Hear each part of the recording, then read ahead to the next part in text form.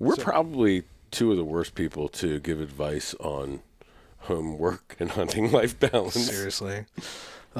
Well, welcome back to the Hanging Out podcast. I hope you enjoyed my taco story, and hopefully you didn't enjoy my taco story. Hopefully that got edited out. We'll have to see. I don't know. It wasn't this taco. No. Oh, they can't see the back of the shirt.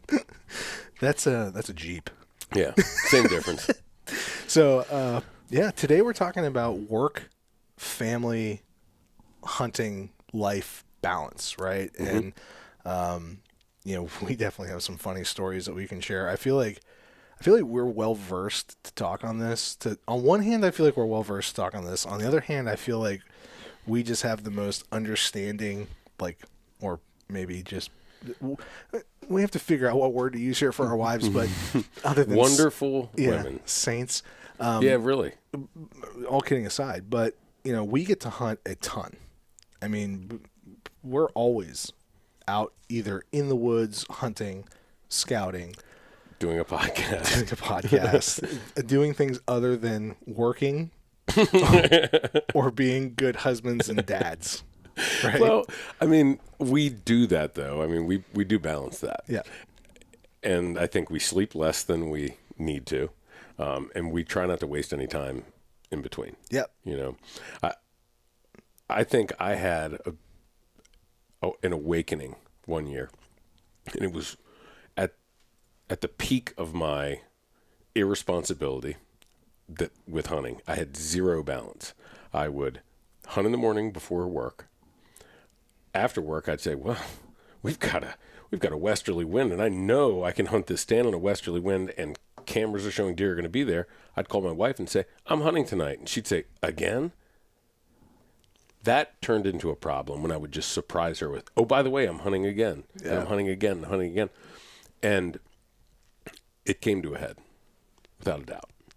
And I learned, back then that I needed to communicate that stuff in the beginning. So I've got this buddy Blaze, okay, and he is a slayer of deer and other things. But I'll say this, he's had a lot of girlfriends in the past year or so because they haven't worked out. They were weekend wives, I guess, for him. Well, they come to him and he talks to them and he tells them straight off, I am not a relationship guy. I'm just here to hang out with you for a few drinks and a few hours, and that's it.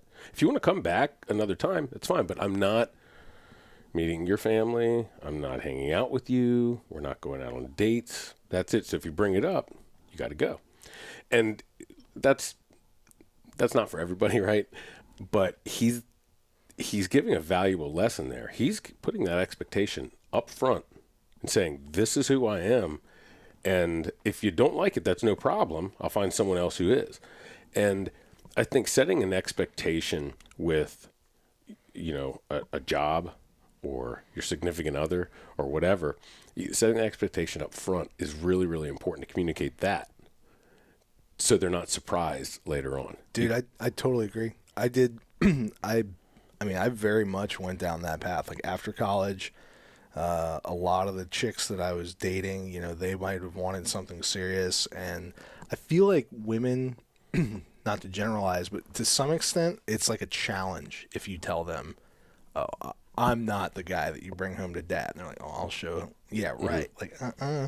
I can change it. There's a little bit of that. Sure. And so when my wife and I were first dating, I actually had that conversation with her very early on. So she won then. She was able to do it. Yeah, that's my wear dresses now. Yeah, no. I mean, the conversation I had was, I said, look, my hobbies are very time intensive. And I really like you, and this seems like this is working great. We have a great chemistry, whatever. But my hobbies are very time intensive. And in the fall, I spend a lot of time hunting. And in the summer, I spend a lot of time playing golf. And you're not going to change that.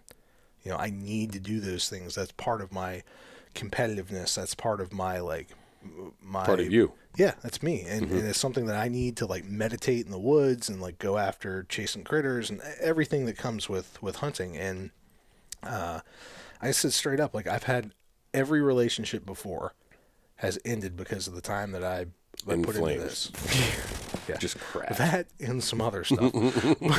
But It was all them. I was the only common denominator. I'm just, exactly. It's not me, it's you. All of you. All of you, every one of you. You're all crazy, not me. I don't have a problem. Another vodka. Yeah. But, yeah, who doesn't put vodka in their cereal? Does cereal float the same in vodka as it does in milk? Yes. I will never forget in college coming downstairs one morning after a night of partying, and there was like a half-open Busch Light on the counter, and I picked it up and smelled it and then poured it onto my Cheerios and then finished. And I looked over on the couch, and one of my roommates' moms was there, and she was looking at me like I was Bluto. She was like, you know. Hello, Wyatt. Hello, Wyatt. Wyatt just went for a run with mommy, so I think he's a little jacked up. Hey, can you booger off, buddy? Okay. So, but I did tell my wife early on, I said, look, I hunt and do all this stuff, and that's not going to change. Like, if you want to be part of my life, that's awesome, and I want to have a life with you. Wyatt's just giving all the love. Hey, this is what he sees at home all the time. But, I just said, like, that's not going to change. And, as long as you're cool with that, we're good. Mm-hmm. But if you think this will change, it won't, and this will always be a bad relationship. Yeah, a bone of contention, right? Exactly. And so I think that, in order to be successful, and you have to be fair to the relationship too, mm-hmm. right? Because it's not fair to go off the deep end like I think we both have. Mm-hmm. And it's so easy to be compulsive and obsessive about hunting and just go off the deep end because it's something that we love to do. And the people that, like, my wife doesn't hunt at all. She has no concept outside of life with me what hunting entails. And so without being the person to explain to her why I'm going to go hunt on certain days, or why sometimes it's like, hey, like, this deer's in this area, I need to hunt if that's okay. She doesn't understand that. So it's kind of important, I think, to explain to your significant other, like, why it's important to hunt, why it's a part of you, and then also why you need to go, or why there might be like a limited kind of understanding of mm-hmm. your time to go. So, for example, when we're this time of the year, we're getting into spring, into summertime. It doesn't really matter when we know there's going to be deer in certain areas, and we're not targeting specific deer. Yep. Typically. Yeah. But maybe in the fall, if we're targeting a specific buck, it might be those times where it could be a drop of the hat. I need to go now and hunt. So when fall comes around, when that buck season comes around, that's when we tell our wives, look, this is that time of year where it may be a little more hectic with the schedule, and you try to accommodate. But, it sounds like your wife and my wife, and you and I both, we've all made sacrifices. Okay, so maybe they want to spend more time. They're sacrificing that a little bit to allow us to have the hobbies that we want and the lifestyle that we want. For sure. And then we're also sacrificing, our hobbies and time in the woods. I'm not saying sacrifice. That's a major sacrifice for us. But if there's a prime opportunity that you want to go and hunt, there's a deer and it's an anniversary or something like that. Yeah. It's your child's first birthday, or they'll have another one. Yeah, you're gonna have plenty. They'll have at least 2 more. But if you want to hunt 7 days a week, all day long, every day, you better be independently wealthy and single. Yeah. Otherwise, you're going to sacrifice that time that you want to be in the woods for those other things you want in your life, and that's where that balance comes in. It's not always the justice balance, right? It's not always, hey, I spent 4 hours with my wife, I can spend 4 hours in the woods. That's not really it. It's more of a, how did you guys work it out? What are you happy with? What is she happy with? What are you happy with together? Yeah. And it's all about kind of, for my wife. So, I mean, I guess let's start at a high level, right? You're married, mm-hmm. you have 4 kids. Mm-hmm. Okay. I'm married, obviously. He's so nice. For now. Yeah, for now, for today. And I have 2 kids, right? So you kind of have to figure out what your wife like wants or needs are and what your kids wants needs are. Obviously, you need to balance the important stuff for your children. Like you're not going to skip, an important practice or a rehearsal or whatever for your kids, or like an anniversary for your wife, whatever. So my wife is really into time spent. So I guess like her love language would be quality time. So like I know that it's important to my wife that we spend quality time together as a family and also as husband and wife. So I know that I can't just bug out for a week or 2 days or 3 days, or when we go on our hunting trips together, like we're in Ohio for a week. I know that I can't be hunting a ton prior to that or after that. I need to balance everything. And I think that the ultimate kind of like the word that I would use is communication, right? Communication is so key, and spending time and like, you communicate before these things are coming up, not while you're on the hunt going, oh, you know what? Let's communicate now for next week. Exactly. And I'll try to be better. Yeah. And communicate those travel dates well ahead of time. Like you and I are talking about some turkey hunts right now, and like I'm working on putting like a schedule together for us to be able to talk about and then share with our wives like as soon as possible, right? And because communication is key. And then also figuring out, like when you're spending time, for me at least, I know that when I'm with my wife, it's really important that I'm not just like on my phone, right? That I need to be actually present. Yeah. And it doesn't do any good for me to be with her if I'm like on Instagram, or if we're like, watching TV and I'm like looking at trail camera pictures. Then you might as well be hunting. Yeah. I might as well just not be in the room, because I'm just not like, I'm not present. So I feel like it's really important to spend quality time with the people when you're around, and also really communicate what's going on. And the thing that like, I actually think I learned this from you, was you look at the week ahead and you look at the weather and you figure out what days you want to hunt on like Sunday. And then you tell your wife, hey, I'm looking at like Tuesday morning, Thursday evening, or whatever. There's an asterisk to that, right? Yeah. So you got that from me. I got that from my wife. Well, that's probably why it works so well. That's why it works so well. So she says, look, we need to plan our week for Sunday. And in my mind, I'm like, okay, I need to make sure I plan out my hunts for the week. And in her mind, it's, I need to plan out things for the kids and for the, and God, that's so true. I've never thought about it that way. Yeah. I don't think about anything in the capacity other than hunting. Okay. This morning, let me back up. Yesterday, we were shed hunting on a property that we have, and we were actually doing some work there, and my wife sends me a text, says, you need to call me right away. I have to go to court tomorrow. She's not a lawyer. She's not a judge. I'm like, uh-oh. So I call her, and she doesn't cry very often, and she wasn't crying on the phone. It was rage. So a couple months ago, I have a Jack Russell Terrier, Fisher, and I take him hawking with me, chases squirrels and rabbits, and he is just a murderer. He kills every single thing that he can possibly get his little wiry mouth on, except for a hawk. He won't attack him. He knows. A couple months ago, he got out of our yard. It's fenced in, fully fenced in. The Amazon driver drove up, went through our gate, got up to our house, and then realized, oh my gosh, there's dogs everywhere, including big scary dogs. So took the box, threw it out the window, and drove out and didn't close the gate. Okay? So all the other dogs stay, but Fisher goes, I've heard ducks in the neighborhood. So he goes after the ducks and maims one. Is this a pet duck? Oh, yeah. It's not a wild duck. And animal control brings him back. And I'm like, sorry about that. Told her what happened. Well, he got the taste of ducks and knew where they were. About a week later, he dug under our fence, got out, went over there again. This time he went to jail. I bailed him out, and they said, look, if it happens... What does dog bail cost? $75. Is that like you had to put that up, or that's just a fine?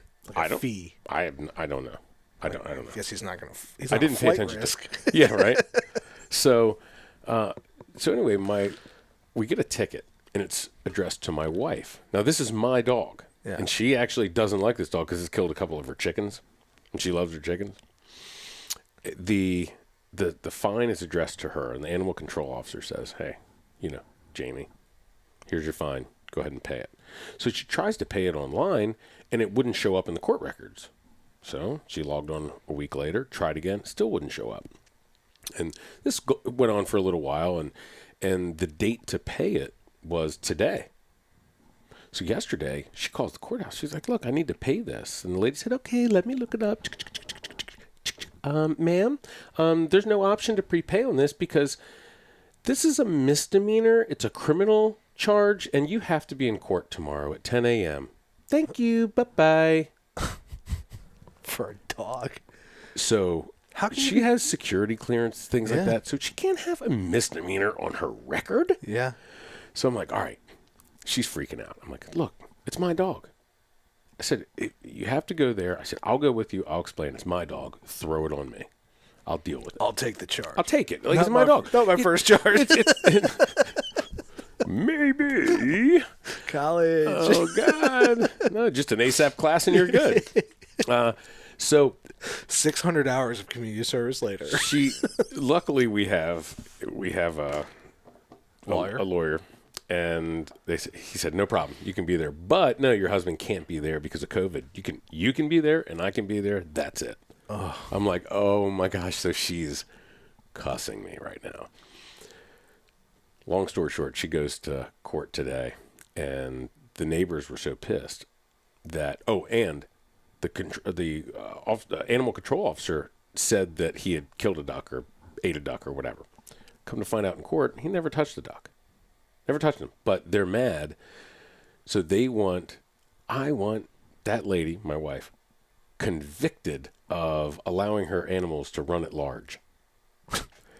and they said, you can pay the fine and take the misdemeanor. She said, absolutely not. Yeah. We have a contained fence, like it was an accident. The dog got out, and we've made sure to fix these issues.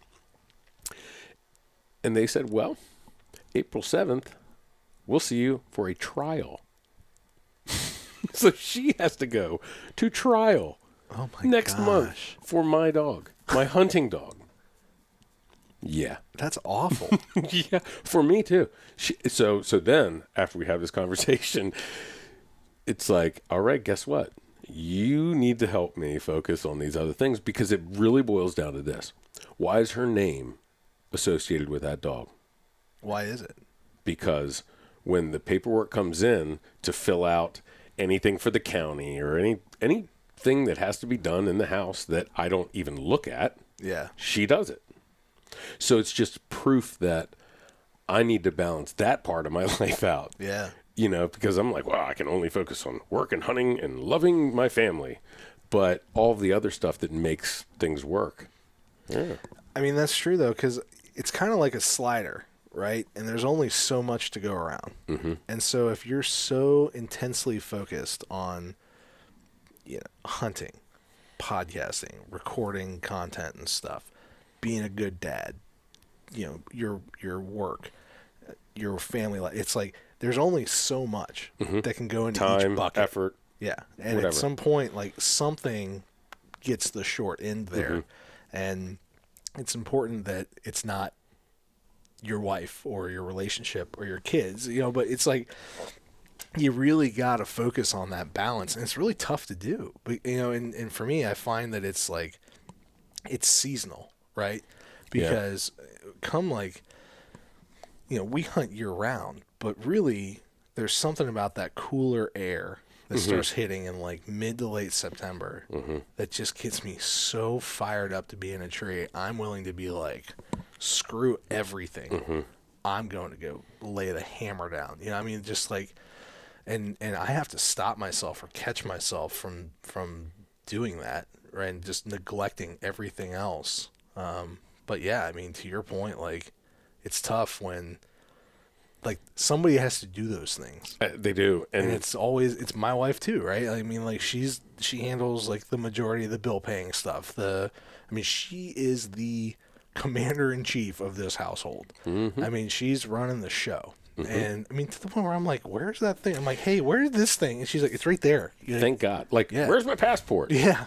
Like literally, if I needed my passport right now, I know generally where it's locked up. Generally, like I know it's in a secured location, sort of. You know, she can literally go in there in seconds and get it, which would take me 5 or 10 minutes. Yeah, and that is ridiculous. But part of that is finding the woman that is able to be that person. Like that's part of finding the right partner that is like a teammate. Because like my wife is very much my teammate, but she's a boss, man. Like, I mean, you know, she is very successful in her professional career, just like your wife is. She has a large staff that works on her. Like that's the way that she works. And I think like I would not do well with the arm candy that I dated back in the day. There are people that like they weren't that package of person. And, you know, like I'm clearly not that person in the house. Well, look, you were looking for someone for one reason. Yes. And it was companionship for a short amount of time. I just wanted to snuggle and drink Jägermeister at the same time. Throwing some Red Bull every now and then. Yeah. No, but our wives are very similar. I'm surprised that they're not close. Yeah. Because they battle a lot of the same things. They would love to just talk crap about Probably a bad idea. Yeah. Look, just write down, don't let that happen. Don't let them Taylor's last name's Chapman. Yeah. He lives in McLean. So on the other side of that, though, too, is the Harvard Business Review last May wrote an article about having a hobby. And they brought it up because of COVID. And people... I just want to point out that we have gone from talking about poop stories to citing the Harvard Business Review. Find another podcast that has done that. I will wait. Haven't gotten a message yet. They wrote an article, and it was very specific about why having a hobby and having something for yourself is important. And now this is self-serving, right? Yes. But this is something that you can talk to your significant other about and say, you know, in airlines, when the mask drops down, the oxygen mask drops down, they say, take care of yourself first, and then you can take care of others. Otherwise, you both die. And that's an extreme example of how you need to take care of yourself. But, you know, when you're stressed and you're focusing all of your time on what you have to do, and you're not taking the time to, like you said, meditate in the woods and hang out and have fun and BS and podcasts and talk about tell stories and things. If you don't carve out a little bit of that time for yourself, then you're not as accessible emotionally and mentally towards the rest of your family, towards your hunting, towards your work. It's 100% true. I mean, how many times have you know, some people feel that way after a vacation or something else where they're like, oh, I just feel like I hit the reset button.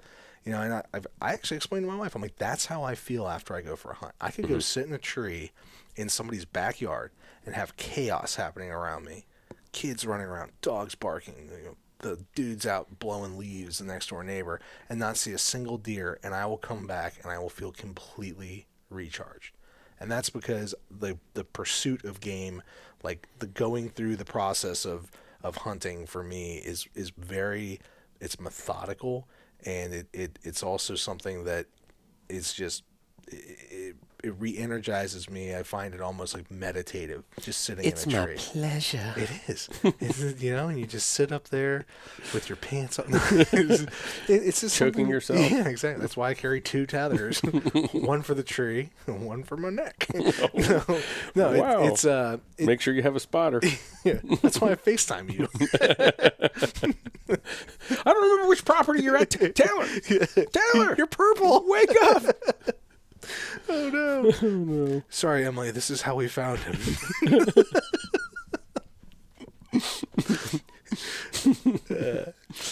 But yeah, I mean, all kidding aside, it's so important to kind of like have that time to yourself and reset. And I think it's important to communicate that. I mean, that's why I would say the number one thing is communication. Communicate like why it's important to you kind of why you care, because people that don't hunt, they don't get it, or people that aren't competitive about something else, they don't get it. Good God. Sorry. That's like an outboard motor. Vroom, vroom, baby. But yeah, it's important to communicate that, and then also communicate and understand when you're communicating, when you want to go. Like, it's not fair if you tell your wife, like, hey, okay, this upcoming week, I want to hunt on Monday, Tuesday, Wednesday, Thursday, and Friday. Morning and evening. Yeah. They're like, you know, get out of town, man. Like, you know, it's important to be, reasonable with your requests. Yeah. Right. And I think that communication is really like the key to everything. But, you know, tell Jamie, great job on figuring out the Sunday map out your hunt thing. Although it's funny that I've never thought about it otherwise, because she's thinking like, okay, the kids have this, that, and that. I got to get groceries. I got to, you know, do this, have a meeting. I'm like, hey, I'm going to work all week, and I'm gonna just hunt around work. Yeah, I have a on conference these days, call. On these days, she said I can. You know, but you mentioned work, and I think work is an important thing too, because, you know, we're only able to do this because our jobs allow us to, right? Yeah, we can work a lot from the tree. Yep. You know, a lot from the tree, from our vehicles. We're very mobile. We can work at night if we need to. You know, and some of the best hunters that I know have shift work. Yeah. I mean, how many firefighters and police officers and doctors, nurses, folks that have shift work do you know who are out hunting and they hunt? It's like, how do you hunt so much? And they're like, well, I'm off for 12 days in a row. Yeah. I've got a 12-day vacation twice a month, you know? Yeah. Well, do you even work? Yeah. And that's where having that hobby, like you mentioned, is so important, because what else would you do? I mean, like, when you flip the switch on for its work mode, like if you're a policeman, firefighter, whatever, you know, you're engaged, you're not thinking about hunting. But outside of that, I would feel like you'd be so lonely, or like you would feel uninspired to not have You're what unfulfilled. You're doing. Yeah. You know, and it's probably why a lot of shift workers are hunters. Yeah. Fishermen, whatever it is. You know. Yeah, they're able to like immerse themselves in that, and they're really good at it, and they have the free time to do it. And that's the key. If you were a guy that like you had to be at the office 9 to 5, it'd be very hard to be a successful hunter, I think. Well, then not impossible. No, but and then you have to. There's a lot of folks out there, a lot of folks listening who have 9 to 5s, and they can't hunt. You know, especially in the evenings throughout the fall. Yeah. So they have to hunt on the weekends. So how do they maximize that time, right? Well, I can tell you it's not shooting 3D every night, shooting indoor every night, going out and scouting in the evenings after work, you know, messing with your trail camera, Instagram in the evenings after work. You spend that time with your family, that, just like you said, that the time that you're there, the quality time that you're there, it's like you're present. Yeah. You're not playing on your phone. You're present. You're focused and engaged. Engagement is important with your family. That's going to offer you the opportunity in the weekends to engage in the hobbies that you want to do, the hunting and the fishing. Yeah, and that's where, like, if you have to burn vacation time to hunt, you know, we're fortunate that we are working in the tree, right? So we're not using vacation time. We're literally accomplishing tasks still. If you have to burn vacation time, I think it's really important to learn how to like be the most efficient hunter you can be. So really focus on that off-season scouting, that preseason prep. You know, make your access in and out, like know where you're going, why you're going there. Do you think e-scouting's important then? Yes. Right. And then also like prep the tree, prep your gear, and prep your kit. So you're not like fumbling through your stuff, you know, like, and then also really learn how to like utilize picking dates based on the weather. And I think we've gotten pretty good about that. And we're going to have a podcast coming up where we go into all that. And we don't have to go into that now, but you know, focusing on how the weather affects deer movement is really important, and is the best way, I think, to utilize and maximize those vacation hours if you are using them to hunt. So yeah, and if you don't have to burn vacation, then you can spend that vacation with your family. So one of the things my mother hates, she hates it. She'll mention some location that she wants to go to on vacation with my father. And he'll say, "Oh, you can hunt muskox there." She's like, "Yeah, you can, but I want to go see the Northern Lights." And he said, "Yeah, we can see them at night and hunt muskox during the day." "Let's go to Hawaii." "Yeah, they've got access to your free range there. Let's go hunt them." She's like, "I want to go to New Zealand." He's like, "You can hunt." She's like, "Shut the fuck up about where you're hunting. You're not hunting on this trip. We're taking a cruise."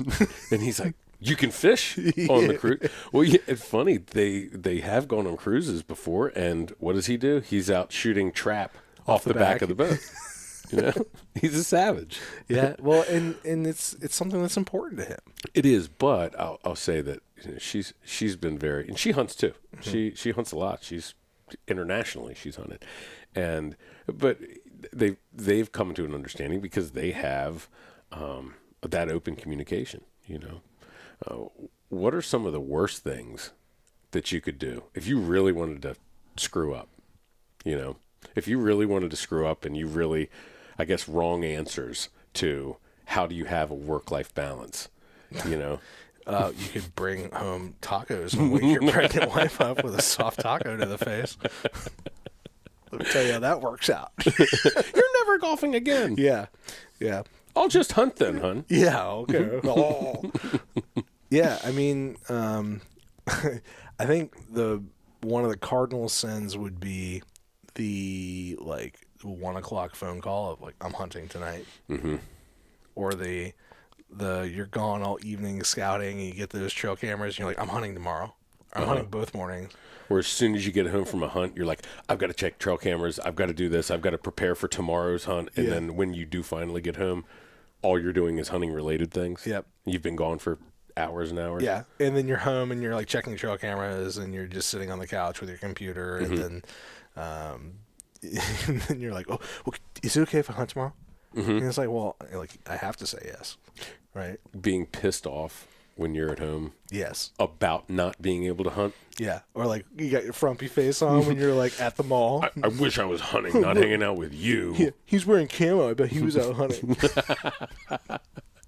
I bet his wife's awesome. Yeah. And your wife looks at you and says, well, she probably didn't marry a man-child. Yeah, exactly. I bet his wife is helpful. Yeah.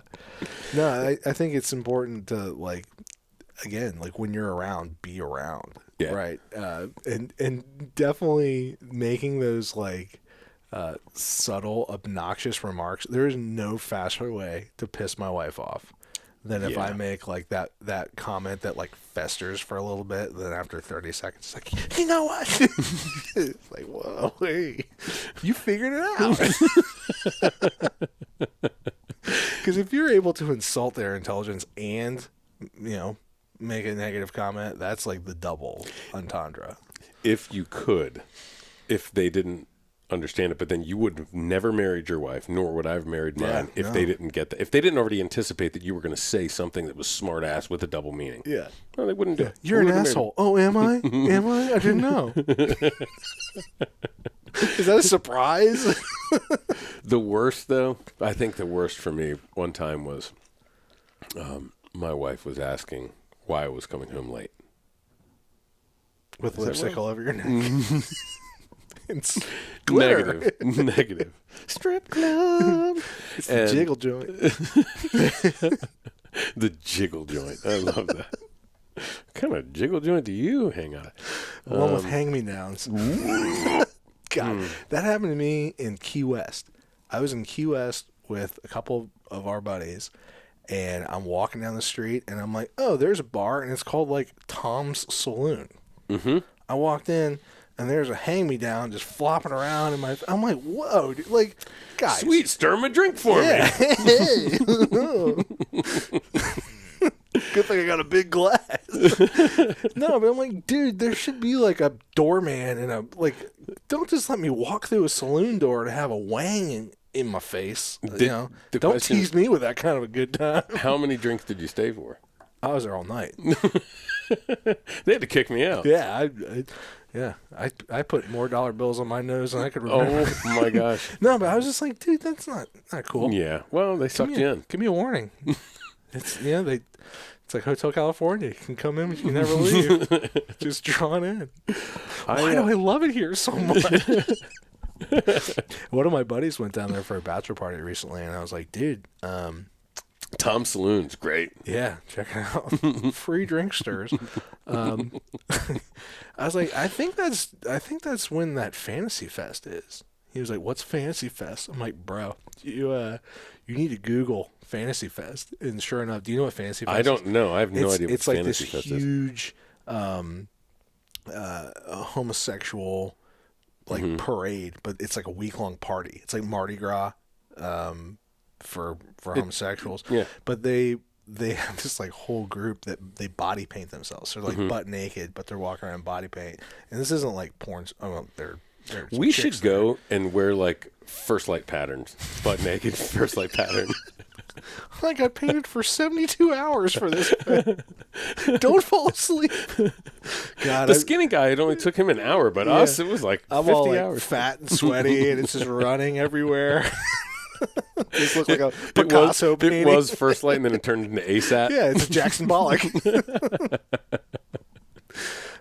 Yeah. So, anyways, if you're ever planning a bachelor party in Key West, don't make sure you look at what events are happening that week. He had a rough time. We got off topic about lying about where you were. Yeah, sorry. Well, we talked about the jiggle joint, and then we talked. I did not go to the jiggle joint. Yeah, or the pogo stick factory. Apparently. No, she asked where I was, and I was like, I was in traffic for like 3 hours or something, and yeah, it was definitely hunting. Dude, face paint on. Yeah. And she's like, well, what, did you just hit that deer that's in the back of your truck? Did you just hit it and throw it in the back of your truck? Is that roadkill? Well, no, I shot it yesterday. Shot it. Taylor killed it. Oh, the worst, though, was a few months ago.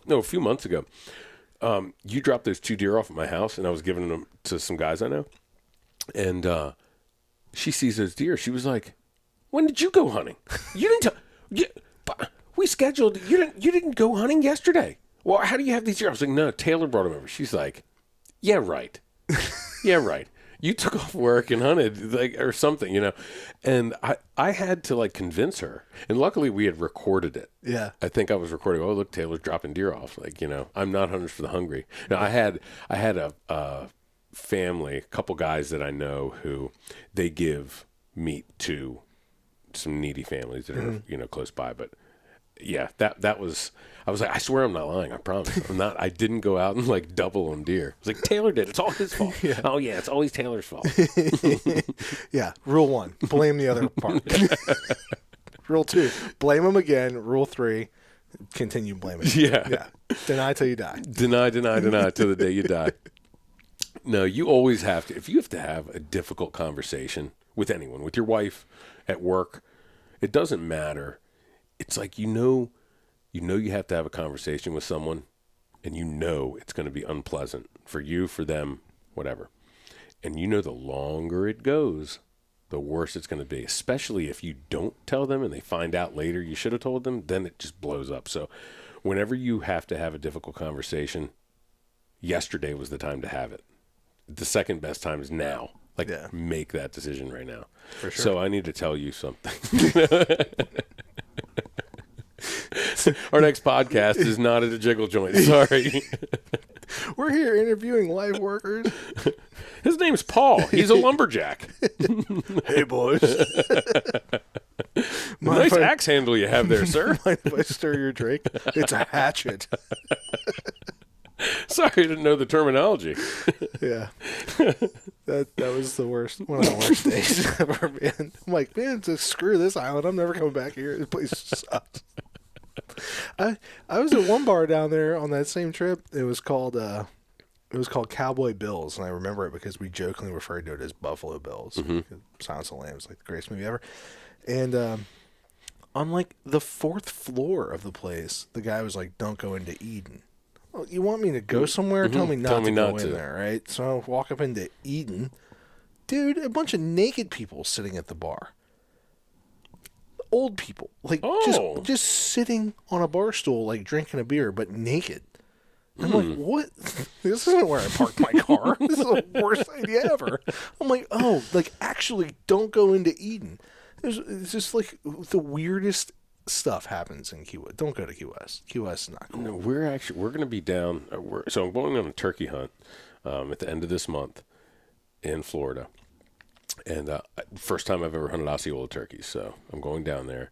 And it's right before spring break, and my wife, after I booked this, she's like, I want to go somewhere. We're taking the kids somewhere for spring break. And I was like, all right, well, I'm thinking, I've got to drive to Florida, drive back, and then she wants to go on a road trip for a week with the kids. It's like, oh my gosh, I think there's your quality time. There's my quality time. I'm like, I'm going to get my drive. But I was going to do it. I'm ready to go. And we talked about going to California, going up the coast. No. Flying and then driving to California. Okay. Or flying somewhere, driving. And then... what can you hunt there? You hunt there. So I asked her, I said, well, I'm going to already be in Florida. Why don't you guys fly down so you don't have to drive all the way to Florida to drive around Florida?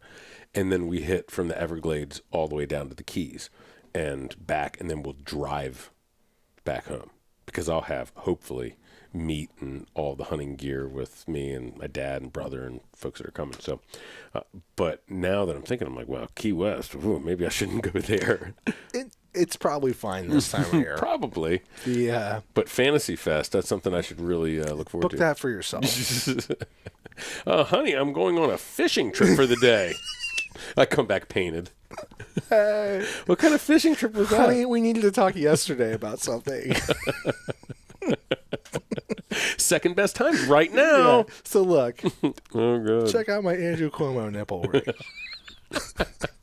Look what I got done. It attaches to my other piercings. In my outfit. It's all works together.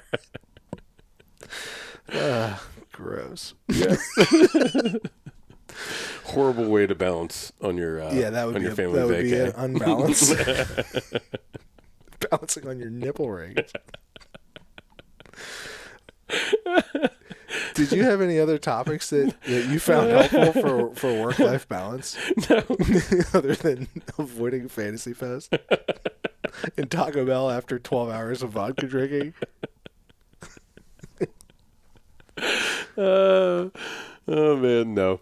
I mean, the only other thing that I could think of that I've tried to do also is if you are going to go out doing something like scouting or shed hunting or things like that, there's one thing you can do. You can be slightly misleading. And this is how. Here's how you this is how you can be misleading. How you toe the line. Yeah, this is how you ride that line, right? You offer to take whoever, your kids or your wife, on a nature hike. You go out on a nature hike on one of your properties that you hunt through the woods in a grid pattern looking for sheds. Yes. I do that with my daughter. I mean, we play hide and seek with the bone. And that sounds like how my daughter was made, but that's not what I'm talking about here. This is actually, we go out in the woods and we look for, for sheds.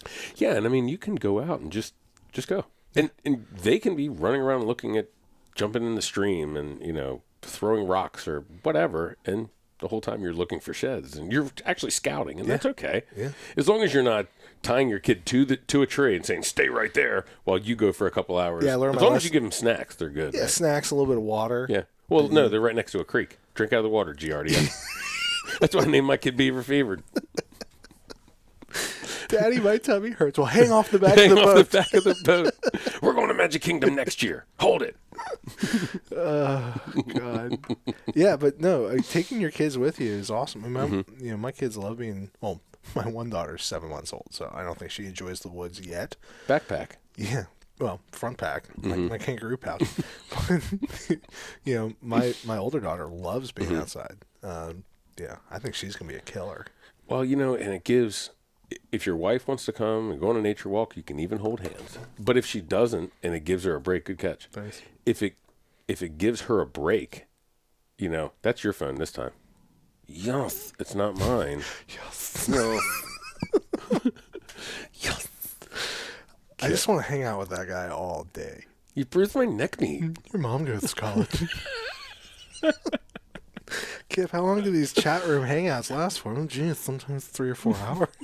She has long blonde hair. She's pretty hot. It's pretty hot, I guess. Stares at nachos. I'm busy.